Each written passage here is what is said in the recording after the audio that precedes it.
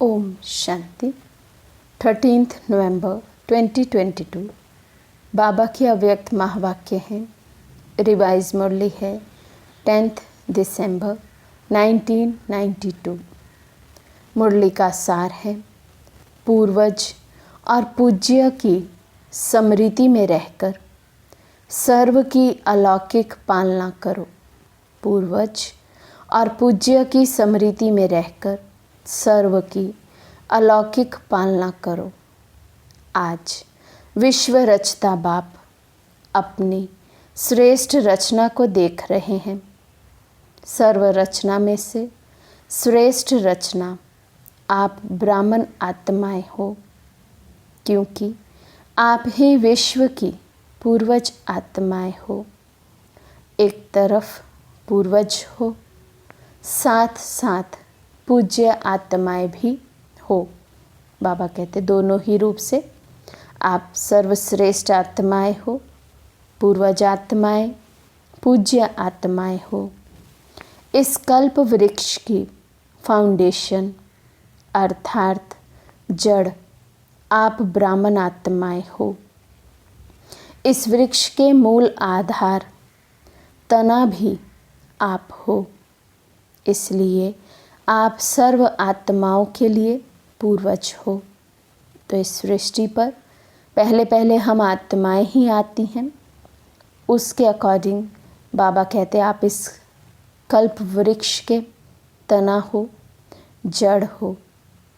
सृष्टि चक्र के अंदर जो विशेष धर्म पिता कहलाए जाते हैं, उन धर्म पिताओं को भी आप पूर्वज आत्माओं द्वारा ही बाप का संदेश प्राप्त होता है, जिस आधार से ही समय प्रमाण वो धर्म पिताएं अपने धर्म की आत्माओं प्रति संदेश देने के निमित्त बनते हैं। तो कितना गहरा राज बाबा आज स्पष्ट कर रहे हैं कि हम ब्राह्मण आत्माओं द्वारा अभी संगम युग पर सभी धर्म स्थापक आत्माओं को बाबा का संदेश दिया जाएगा।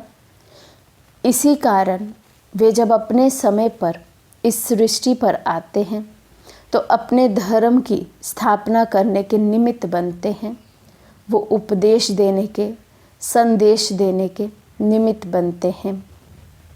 जैसे ब्रह्मा बाप ग्रेट ग्रैंडफादर है, तो ब्रह्मा के साथ आप ब्राह्मण आत्माएं भी साथी हो। इसलिए आप पूर्वज आत्माएं गाई हुई हो। पूर्वज आत्माओं का डायरेक्ट चाहे इनडायरेक्ट सर्व आत्माओं से कनेक्शन है। बाबा कहते चाहे किन्हीं आत्माओं से डायरेक्ट कनेक्शन है और किन्हीं से इनडायरेक्ट, लेकिन हम ऐसी पूर्वज आत्माएं हैं, विश्व की हर एक आत्मा से मेरा कनेक्शन है। जैसे वृक्ष की सर्व टालियों का संबंध जड़ से व तना से ज़रूर होता है, चाहे किसी भी धर्म की छोटी व बड़ी टालियाँ हो, लेकिन संबंध स्वतः ही होता है। तो पूर्वज हुए ना। आधा कल्प राज्य अधिकारी बनने के बाद फिर पूज्य आत्माएं बनते हो। पूज्य बनने में भी आप आत्माओं जैसी पूजा और किसी भी धर्म की आत्माओं की नहीं होती। जैसे आप पूज्य आत्माओं की विधि पूर्वक पूजा होती है, ऐसे कोई धर्म पिता की भी पूजा नहीं होती। बाप के कार्य में जो आप ब्राह्मण साथी बनते हो, उन्हों की भी देवता व देवी के रूप में विधि पूर्वक पूजा होती है।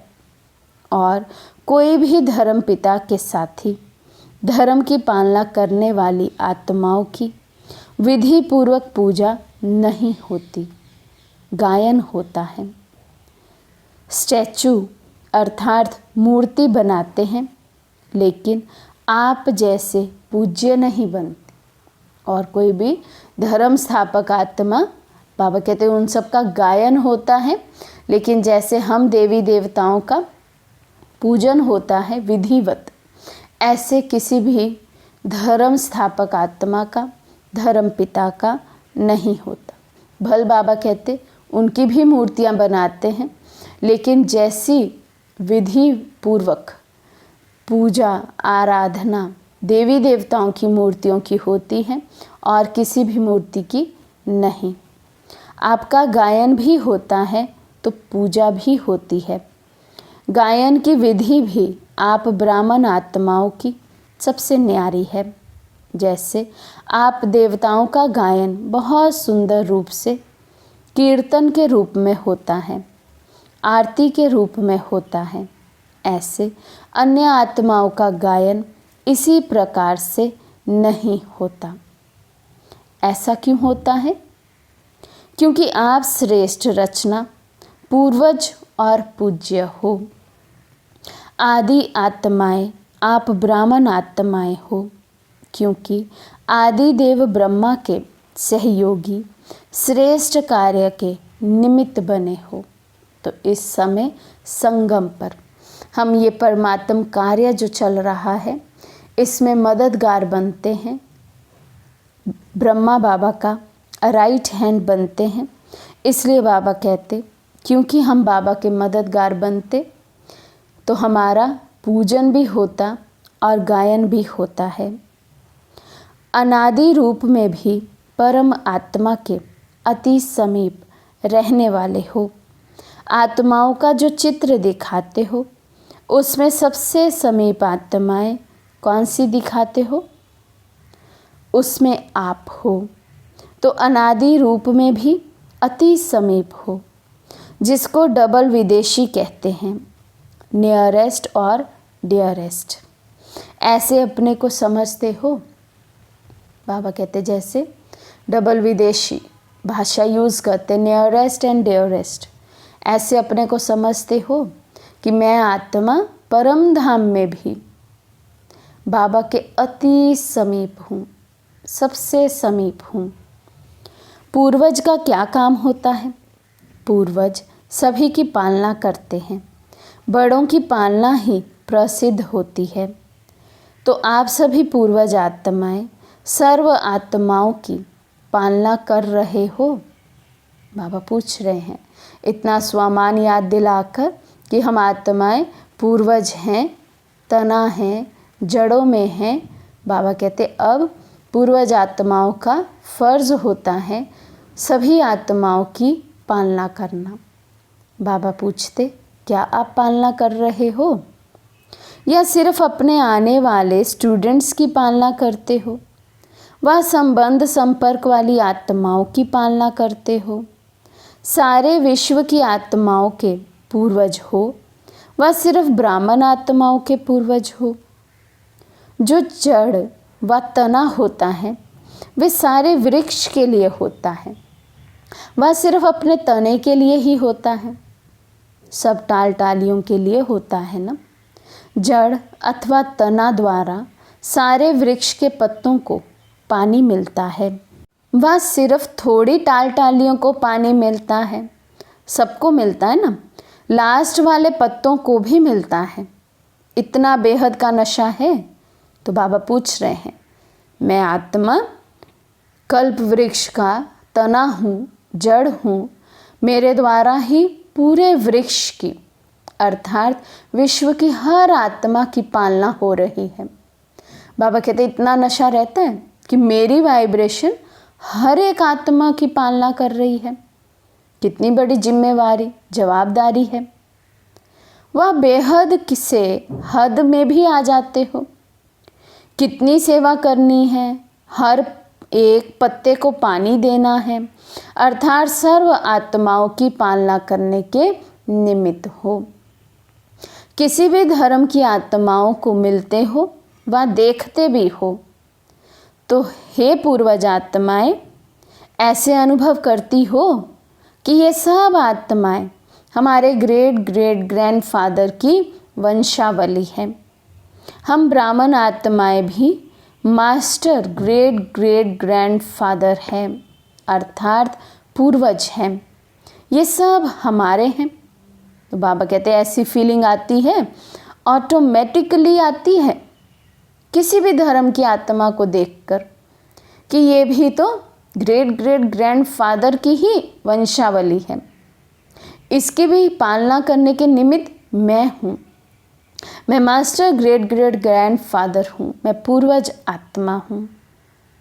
वह सिर्फ ब्राह्मण आत्माएं हमारी हैं। बाबा कहते क्या फील होता है? हर धर्म की आत्मा किसी भी आत्मा को देखकर तुरंत ये संकल्प बुद्धि में आता है कि हम इसके भी पूर्वज हैं, इसकी भी पालना करने के निमित्त हैं, या फिर केवल लगता है कि नहीं, हमें तो सिर्फ ब्राह्मणों की पालना करनी है। जब भाई भाई कहते हो तो आप पूर्वज आत्माएं बड़े भाई अर्थात बाप समान हो। इस स्मृति को ही प्रैक्टिकल लाइफ में अनुभव करना है और कराना है। आप सभी पूर्वज आत्माओं की पालना का स्वरूप क्या है? लौकिक जीवन में भी पालना का आधार क्या होता है? पालना करना अर्थात किसी को भी शक्तिशाली बनाना।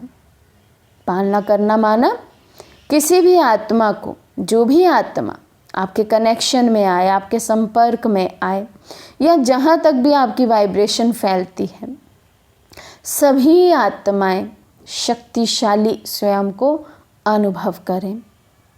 किसी भी विधि से, साधन से पालना द्वारा शक्तिशाली बनाते, चाहे भोजन द्वारा, चाहे पढ़ाई द्वारा, लेकिन पालना का प्रत्यक्ष स्वरूप आत्मा में शक्ति, शरीर में शक्ति आती है। तो पालना का प्रत्यक्ष स्वरूप हुआ शक्तिशाली बनाना। लौकिक में भी बाबा कहते चाहे भोजन के द्वारा शक्तिशाली बनाए या पढ़ाई के द्वारा शक्तिशाली बनाए, तो यहाँ पर भी ऐसे योग युक्त अवस्था हो, वाइब्रेशन हमारी इतनी स्ट्रांग हो, इतने शक्तिशाली हो कि दूर दूर तक उस ऑरा में आने वाली हर एक आत्मा स्वयं को शक्तिशाली अनुभव करें। आप पूर्वज आत्माओं के पालना की विधि क्या है?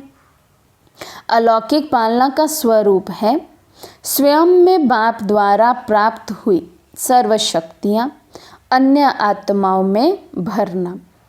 जिस आत्मा को जिस शक्ति की आवश्यकता है, उसकी उस समय उस शक्ति द्वारा पालना करना। ऐसी पालना करनी आती है। जो भी आत्मा हमारे संबंध में आए, संपर्क में आए, उस समय उसको किस शक्ति की आवश्यकता है, वो शक्ति उसमें भरपूर कर देना। बाबा कहते ये है अलौकिक पालना। पूर्वज तो होना, सभी पूर्वज आत्माएं हो कि छोटे हो, क्या समझते हैं? बाबा कहते पूर्वज हैं या सोचते नहीं अभी तो हम छोटे हैं, पूर्वज तो दादियाँ ही हैं, मम्मा बाबा ही हैं, हम तो अभी अभी ज्ञान में आए हैं, हम में अभी वो शक्ति कहाँ जो हम दूसरों की पालना कर सके। तो बाबा पूछ रहे हैं समझते हो अपने को पूर्वज या सोचते हो अभी तो हम छोटे हैं? सभी पूर्वज हैं या कोई कोई विशेष आत्माएं हैं? तो पूर्वजों को पालना करनी आती है ना? सिर्फ सेंटर की पालना करते हो या सारे विश्व की आत्माओं की पालना करते हो? सिर्फ प्रवृत्ति की पालना करते हो या विश्व की पालना करते हो? तो चाहे सरेंडर हो चाहे गृहस्थी हो, बाबा सभी को पूछ रहे हैं कि क्या केवल हद की पालना करते हैं या बेहद की, पूरे विश्व की पालना करते हो? वर्तमान समय आप पूर्वज आत्माओं के पालना की सर्व आत्माओं को आवश्यकता है। बाबा कहते समय की डिमांड है, सभी आत्माओं को हम पूर्वज आत्माओं की पालना की ज़रूरत है। समाचार तो सब इंटरेस्ट से सुनते हो कि क्या क्या हो रहा है। उस समय जब ये मुरली चली, उस समय अयोध्या की घटना के बाद कई स्थानों से हिंसा के समाचार मिल रहे थे, इसलिए बाबा ऐसा कह रहे हैं कि समाचार तो इंटरेस्ट से सुनते हैं कि विश्व में क्या क्या हो रहा है, लेकिन पूर्वज आत्माओं ने समाचार सुनने के बाद सर्व की पालना की, वहाँ पे शांति के वाइब्रेशन फैलाए। बाबा पूछ रहे हैं समाचार तो सुनते हैं, आपस में बात भी करते हैं, देखो फलानी जगह में ऐसा हो रहा है, वहाँ ऐसा हो रहा है। लेकिन बाबा कहते सुनते हुए क्या ये याद रहता है कि मैं पूर्वज आत्मा हूँ, वहाँ की आत्माओं को अभी मेरी ज़रूरत है, पालना की ज़रूरत है, तो मैं वहाँ सकाश दूँ। अशांति के समय आप पूर्वज आत्माओं का और विशेष कार्य स्वतः ही हो जाता है। तो हे पूर्वज, अपने पालना की सेवा में लग जाओ। जैसे अशांति के समय विशेष पुलिस व मिलिट्री समझती है कि ये हमारा कार्य है अशांति को शांत करना, ऑर्डर द्वारा पहुंच जाते हैं और ऐसे टाइम पर विशेष अटेंशन से अपनी सेवा के लिए अलर्ट हो जाते हैं। आप सबने हलचल का समाचार तो सुना, लेकिन सेवा में अलर्ट हुए, वह सुनने का ही आनंद लिया। तो यदि कोई हमें ऐसा समाचार पता चलता है, सुनने में आता है कि किसी स्थान पर ऐसा कुछ हो रहा है, तो क्या बाबा कहते हैं उस समय आप अपना फ़र्ज़ अदा करते हैं, या केवल समाचार सुन लिया इंटरेस्ट से, किसी के साथ उस पर चिट चैट कर लिया और बात ख़त्म। तो ये चेक करना है हमें। अपना पूर्वजपन स्मृति में आया। बाबा कहते जैसे दुनिया में देखो, कुछ अगर ऐसा शांति का कहीं होता है तो विशेष मिलिट्री, विशेष फोर्स बुलाई जाती है, और उस विशेष फोर्स को पता होता है कि अभी हमारी यहाँ विशेष ड्यूटी है, तो वो एक्स्ट्रा अलर्ट होकर अपनी ड्यूटी निभाते हैं। बाबा कहते ऐसे ही आप सब रूहानी आर्मी, पूर्वज आत्माएं, आपको वो अलर्टनेस आती है। अभी देखो विश्व में इतना डिप्रेशन, इतना स्ट्रेस बढ़ता जा रहा है, तो क्या मैं शांति के वाइब्रेशन फैलाता हूँ? अपने को पूछना है। तो बाबा कहते सभी आत्माओं की शांति की शक्ति से पालना की, या यही सोचते रहे यहाँ ये हुआ, वहाँ ये हुआ। विशेष आत्माओं की ऐसे समय पर सेवा की अति आवश्यकता है। अपनी वृत्ति द्वारा, मनसा शक्ति द्वारा विशेष सेवा की।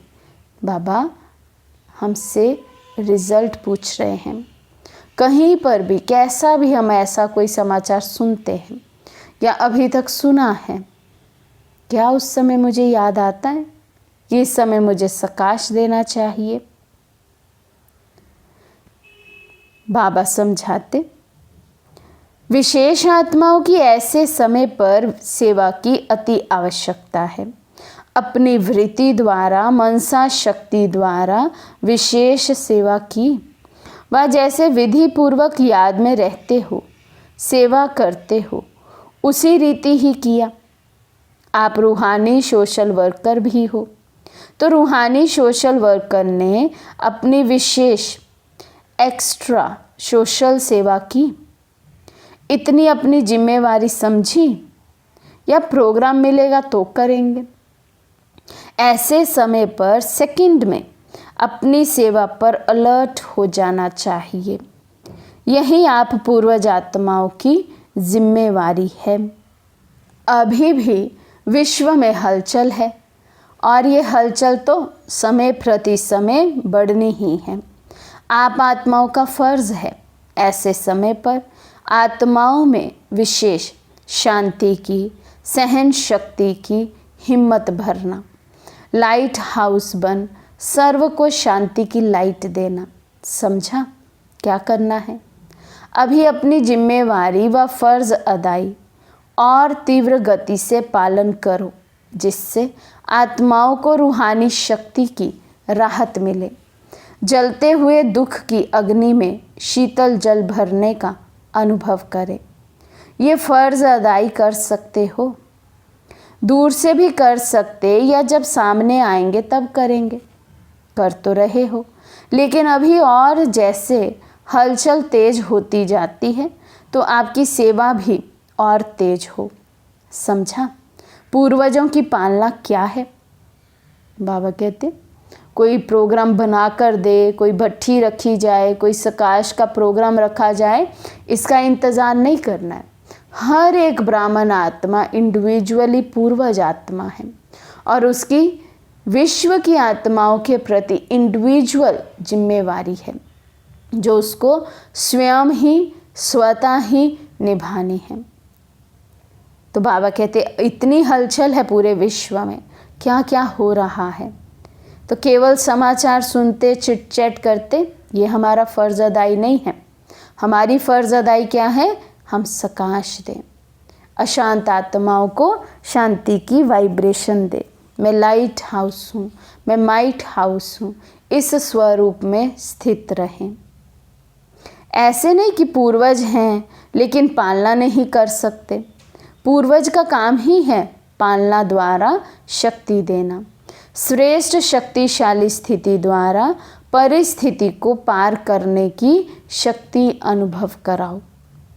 अच्छा, चारों ओर के सर्व आदि देव ब्रह्मा के मददगार आदि आत्माओं को, सर्व आत्माओं के फाउंडेशन पूर्वज आत्माओं को, सदा सर्व आत्माओं प्रति बेहद सेवा की श्रेष्ठ वृत्ति रखने वाली आत्माओं को, सर्व रूहानी सोशल सेवाधारी आत्माओं को बाप दादा का याद प्यार और नमस्ते।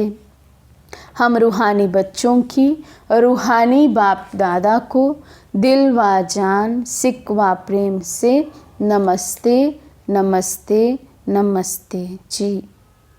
दादियों से मुलाकात वर्तमान समय अशांत आत्माओं को शांति देना ये सभी का विशेष कार्य है। रहम दिल बाप के बच्चों को सर्व आत्माओं के प्रति रहम आता है ना। रहम दिल क्या करता है? रहम का अर्थ ही है किसी भी प्रकार की हिम्मत देना, निर्बल आत्मा को बल देना। तो आत्माओं के दुख का संकल्प तो मास्टर सुखदाता आत्माओं के पास पहुंचता ही है। जैसे वहाँ दुख की लहर है, ऐसे ही विशेष आत्माओं में सेवा की विशेष लहर चले। देना है, कुछ करना है, क्या किया वो हर एक को सेवा का एक्स्ट्रा चार्ट चेक करना चाहिए। जैसे साधारण सेवा चलती है वो तो चलती है, लेकिन वर्तमान समय वायुमंडल द्वारा वृत्ति द्वारा सेवा का विशेष अटेंशन रखो। इसी से स्व की स्थिति भी स्वतः ही शक्तिशाली हो जाएगी। ऐसी लहर फैलाई है। विश्व के राजे बनते हैं तो सर्व आत्माओं के प्रति लहर होनी है ना।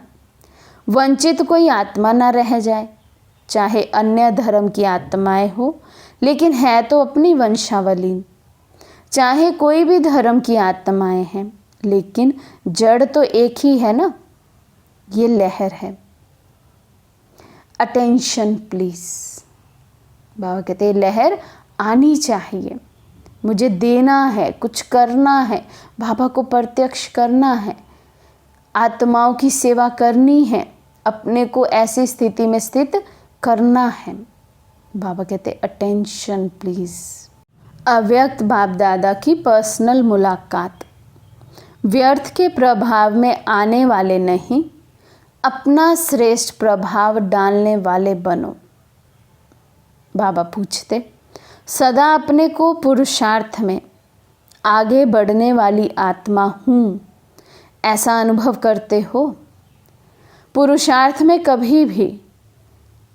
कभी ठहरती कला, कभी उतरती कला ऐसा नहीं होना चाहिए। कभी बहुत अच्छा, कभी थोड़ा अच्छा, ऐसे नहीं, सदा बहुत अच्छा। क्योंकि समय कम है और संपूर्ण बनने की मंजिल श्रेष्ठ है, तो अपने भी पुरुषार्थ की गति तीव्र करनी पड़े। पुरुषार्थ के तीव्र गति की निशानी है कि वे सदा डबल लाइट होगा, किसी भी प्रकार का बोझ नहीं अनुभव करेगा।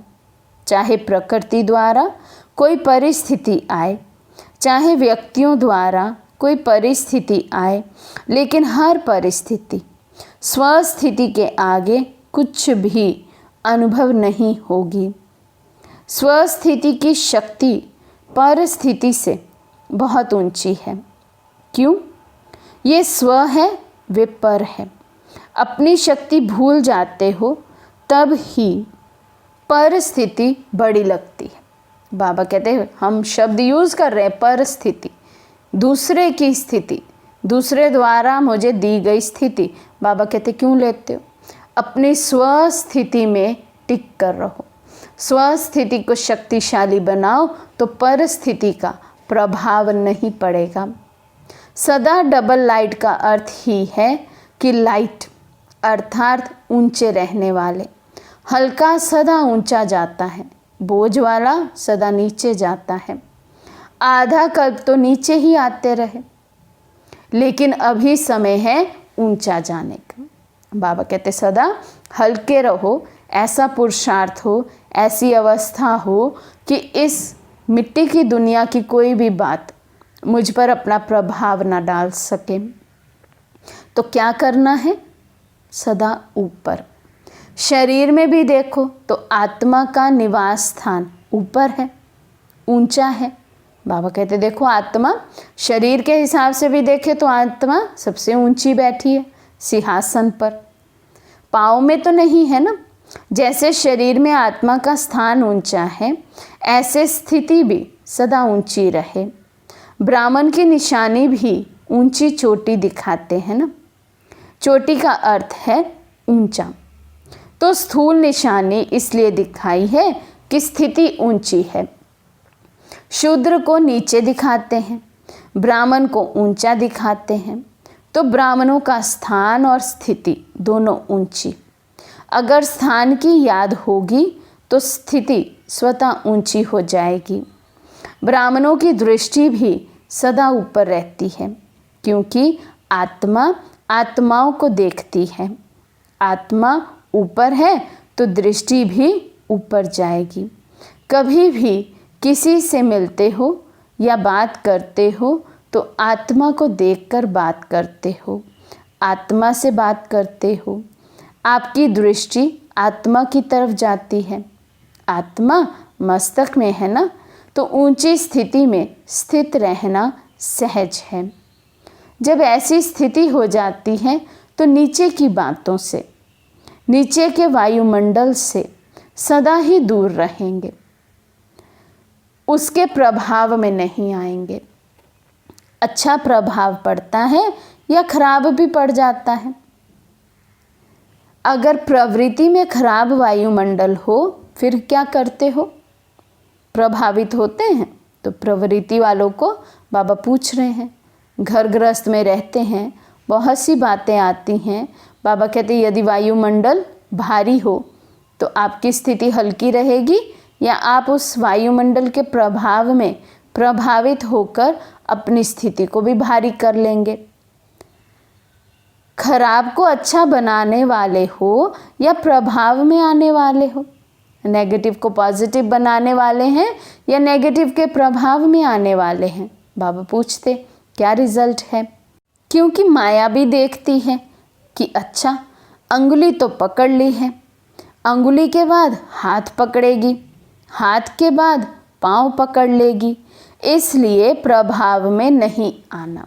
थोड़ा थोड़ा थोड़ा थोड़ा करके बाबा कहते माया फिर पूरा ही हप कर लेती है, स्थिति एकदम नीचे। प्रभाव में आने वाले नहीं, श्रेष्ठ प्रभाव डालने वाले। तो ब्राह्मण आत्मा अर्थात सदा डबल लाइट, ऊंचे रहने वाले। इसी स्मृति से आगे उड़ते चलो। अच्छा, सभी खुश रहते हो ना, दुख की लहर तो नहीं आती है, क्योंकि जो दुख धाम छोड़ चले उनके पास दुख की लहर कैसे आ सकती। संगम पर दुख धाम और सुख धाम दोनों का ज्ञान है, दोनों के नॉलेजफुल शक्तिशाली आत्माएं हैं।